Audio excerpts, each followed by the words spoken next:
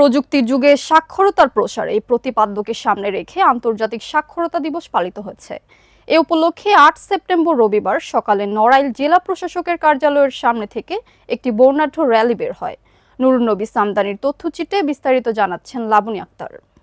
প্রযুক্তির যুগে সাক্ষরতার প্রসার এই প্রতিপাদ্য সামনে রেখে এবছর আন্তর্জাতিক সাক্ষরতা দিবস পালিত হয়েছে। এই উপলক্ষে ৮ সেপ্টেম্বর রবিবার সকালে নড়াইল জেলা প্রশাসকের কার্যালয়ের সামনে থেকে একটি বর্ণাঢ্য র্যালি বের হয়।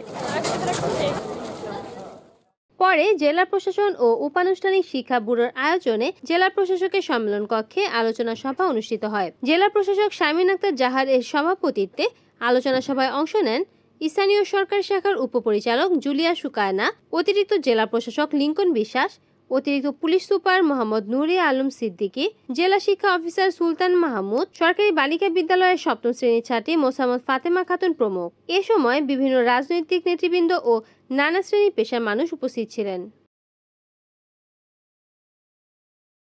রিপোর্ট করেছেন নড়াইল প্রতিনিধি মোহাম্মদ নুরুন নবী সামদানি, NN TV।